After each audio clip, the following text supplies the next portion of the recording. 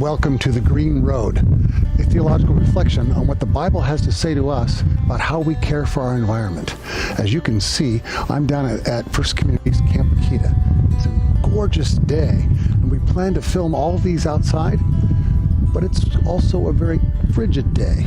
A couple of weeks ago, on a day in Columbus when it was about 68 degrees, I said to Stuart, our media guy, and to Emily, who works and helps coordinate a lot of these things, let's do it down at Camp Akita, and I think it'll be perfect. And they all said, yeah, let's do it. And I wasn't thinking that it would be instead 39 degrees and just bitter cold. So we're going to film from the inside, but I wanted you to see the outside to see just how gorgeous it is down here as we find ourselves in the midst of God's creation, and we consider what God's saying to us about how you and I can be partners to save this beautiful land, not just here at Akita, but around the world. I'll see you inside in a moment. As you can see now, we've moved inside. It's pretty chilly outdoors. You know, when you're walking from your car to your office and on a 43-degree day, it doesn't feel very cold. When you stand outside and try to do some recording, your hands get numb and your lips don't work anymore. It is actually pretty chilly. So we've moved inside here at the lodge. It's a beautiful setting. I've got all of Camp Akita out in front of me here. You'll see some shots of that later on in this, or at the beginning and later on in this series. So we want to look at Genesis chapter 1. This green Bible that we're using for the series was written in such a way that all the sections in the Bible that deal with the environment, with creation, with God's interaction with the world are in green print. It's really quite a great idea, and it's been one of my most favorite Bibles to use. All right, this is from Genesis 1. Verses 26 through 28. Then God said, "Let us make humankind in our image, according to our likeness, and let them have dominion over the fish of the sea, and over the birds of the air, and over the cattle, and over all the wild animals of the earth, and over every creeping thing that creeps upon the earth." So God created humankind in God's image. In the image of God, God created them. Male and female, God created them. God blessed them, and God said to them, "Be fruitful and multiply, and fill the earth and subdue it, and have dominion over the fish of the sea, and over the birds of the air, and over every living thing that moves upon the earth." There's much more to the text, but I will pause there. It's a fascinating word. Let us.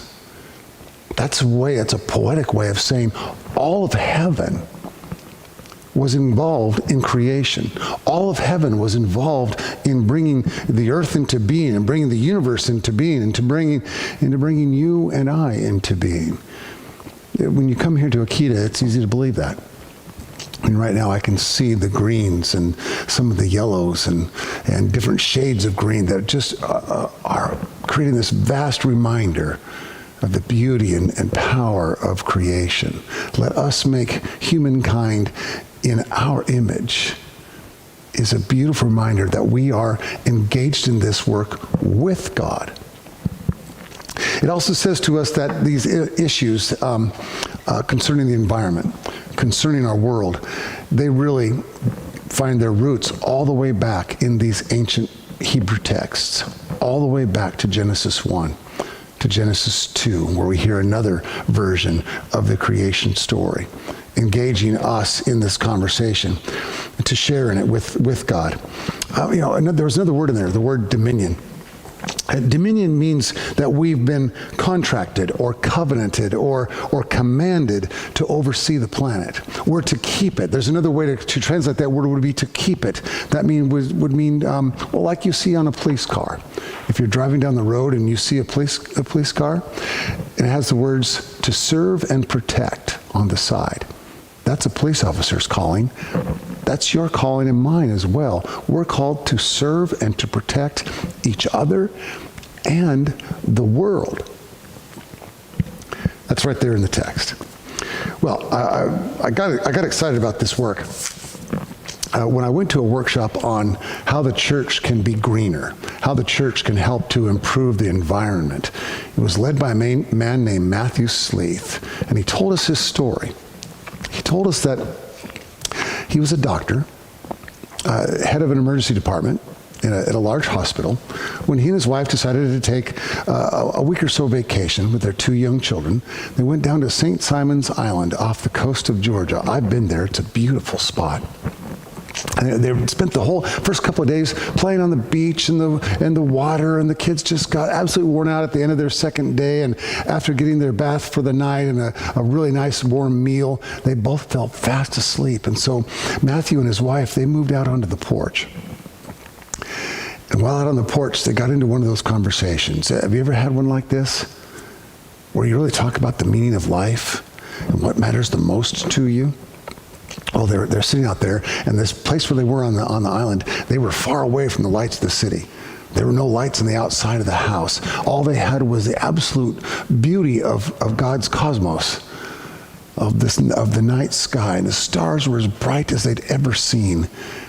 And in the middle of this conversation, his wife said, "What are you thinking?"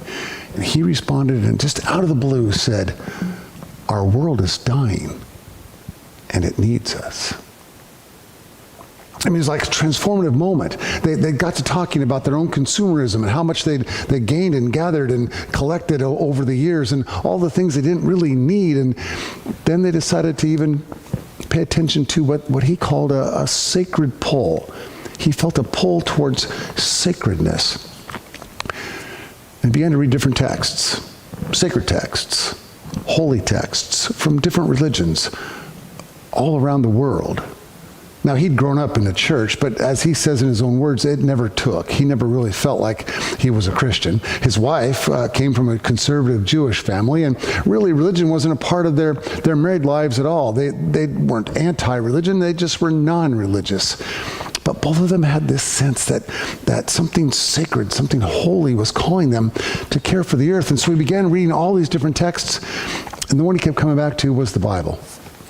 To the text, I suppose, of his childhood. And he didn't come back to it because he thought it was better than and the others were less than. He just resonated with it more and began to study at a deeper level. He found that there's over 1,000 verses in the Bible that deal with environment, creation, care for the world. And he really began to enthusiastically talk about this at the church where he and his wife became Christians, where they gave their heart and soul to following Jesus. But they found at their church that this particular congregation really wasn't interested in talking about the creation. They really weren't interested in environmental issues. And so they had to find a new place to go. But the deeper they looked, the more they realized our ancient words, our ancient texts, our sacred word really calls us to be engaged with God. Since the very first chapter of the very first book of the Bible, to be engaged with God in serving and protecting the land and the environment. Well, in this particular workshop, he then went through some very practical steps and kinds of things that churches could do to be better caretakers of their own facilities and buildings, and by that means saving a few dollars as well as saving the earth a little bit at a time, and also providing a model for their members in their congregation and for their neighbors as well. A Q&A time came up at the end. Yeah, so anybody had any questions? Somebody raised their hand and said, "I love all those things you're talking about that the church can do, but what can I do in my house?" I mean, my husband and I, we recycle. We're real careful about not washing our clothes too much or overusing the dishwasher, that sort of thing. And he said, the number one thing you could do to lower your energy use would be to get rid of your clothes dryer and dry your clothes outside. The whole room, literally, there's about 40 of us in this workshop, the whole room groaned. No, there's no way. And then I got to thinking about it too. What if I went home? We were living in Kansas City back then. We had a big 3-story house, full basement, all of that, 3-car garage. What if I went back to my neighborhood and said, my wife and I are trying to be more environmentally conscious. We're going to cut back on our energy use. We're no longer going to use our dryer. We're going to install in our backyard a clothesline. You know as well as I do how those folks would react. That's going to lower our property value. That's going to be unsightly. We'd get voted. The homeowners association would say, no way. There's no way that's going to happen. No, no, no. It's a challenge, isn't it? To try to do the things that matter the most. But that text, it just seems to haunt me. When God says, let us make humankind in our image. It's in the plural. We are co-workers with God. We are co-creators with God to be engaged in this. One of my favorite theologians is Walter Brueggemann. He has an essay here in the Green Bible that is titled Creator Creates Creation. Brueggemann's one of the most brilliant Hebrew Bible scholars you'll find in the English-speaking world. And sometimes I guess you just have to be brilliant in order to summarize something down to just a 3-word phrase. Creator creates creation. And that's where we are given the invitation to be involved. You know, Genesis chapter 1 is dated most likely to about 500 years before the time of Christ, a time when the Hebrew nation, most of them were still in exile. And in fact, at this point, they'd been there for about 200 years, 5-6 generations or so of families. And there's clearly some worry and anxiety and fear that they will never return. I mean, 200 years, this is forever. They'll never return. And the theory is that some collection of Hebrew theologians, scholars, poets, priests, writers, designed this first chapter of Genesis as a way of saying to them, do not be dismayed. Do not let your hearts be broken. You are not forgotten by God. You are, even though you are in exile, this is the God who created you as you are, and this God wants to be engaged with you in bringing you out of exile. Here's why I brought that up, though. But I need to say real quick. Remember, Genesis 1 and Genesis 2 are not about how the world was created. It's about who and why. God created us for relationship. But you and I are in exile as well. Oh, I know. We've not been invaded. We've not been turned into slaves. We've not been dragged away from our homes. None of that. But some of the commentators I read in this Green Bible, and the essays at the front side at the beginning of it, one of them even said we're in exile to consumerism. We are just caught up in getting more and more and more and more. In fact, we're even blinded to our own consumerism. I remember seeing a special on the Discovery Channel several years ago, and they compared the consumerism in the United States of America to the consumerism in the rest of the world. And if all of the world consumed goods and used the environment and bought clothes and all the rest at the same level as the United States, it would take 4 Earths to sustain all of those countries. I'm not a scientist. I went to seminary, but the last time I checked, I think we only have 1 Earth. So it's really important for us to realize, if we're co-creators with God, if we're called to be in contract and in covenant with God and creation, as that word dominion implies, then it's important for us as people of faith to take this word seriously and to ask what it is that we can do. Back in my youth ministry days, in order to kind of make this point as clear as I possibly could, we had what we called a hunger meal. We were raising money for a organization that fed the hungry. And so what we did was we charged everybody $10. It was parents and young people alike who were invited to attend this dinner. And the proceeds were going to go to support this initiative to care for those who are hungry in our community. Well, invitations are out. We've got about 50 people, parents and kids, who show up for this event. And as they arrive, they see that the center table is absolutely gorgeous. It's set with, we borrowed somebody's china pieces. And we set, every setting was just perfect, with a plate for your dessert and a big plate for your entree and 4 or 5 forks and spoons and all that stuff and beautiful glasses and the rest. And the table was just overflowing with food. It looked like a Thanksgiving meal with a big turkey and lots of mashed potatoes and all these other side dishes and things, including a couple of beautiful pies at the center of the table. Another table was set not far from it. Just a small tin plate, tin cup. There were large bowls at the center of the table, a bowl of berries, a bowl of beans, and a bowl of rice. They had water to drink. Around the room, there were 33 mats. That was a table for 8, another table for 8. Then there were 33 mats all around the room. And these mats had one small cup. Some of the cups were made by cutting aluminum cans in half. And that just had a little bit of rice and beans in the bottom of that cup. And then way over in the corner of the room, we didn't have any mats or anything. We just had assignment. There was nothing for them. And the way we assigned seats was we just randomly gave people numbers.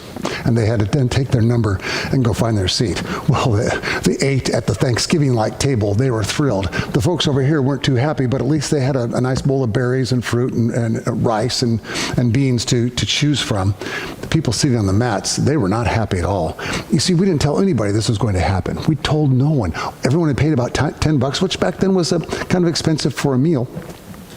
And the people who were stuck on the mats, and you can imagine the 3 people who were given nothing and told to go sit up against the wall were not happy. But you can see what we were doing. We wanted that group of folks, my youth group and their parents, to understand how the world lives. That there's a small percentage that has more than enough. In fact, there was probably enough on that one table to feed everyone in the room. There are some who have enough. There are many who barely get by. And there are thousands who die every day in our world because they don't have food or access to clean water. In fact, I found a quote from a general, a retired United States general, who said that the next global war will be fought over water. Well, we didn't have a global war in that room, but boy, I almost had people ready to storm out. And then we made the point. And I said, this is how the world lives. And it's strictly random. I have the good fortune of having been born in the United States of America. I didn't choose this. I didn't do anything to make my life start out here in this land at all. We wanted the people to understand. You see, this invitation from Genesis chapter 1 is that one that calls us, you and I, to be in covenant with God and to be in covenant with each other. To, in some sense, almost metaphorically go with Dr. Sleeth and his wife. Remember who I talked about at the beginning? Out there on their porch, out there enjoying the just absolute gorgeousness of God's creation.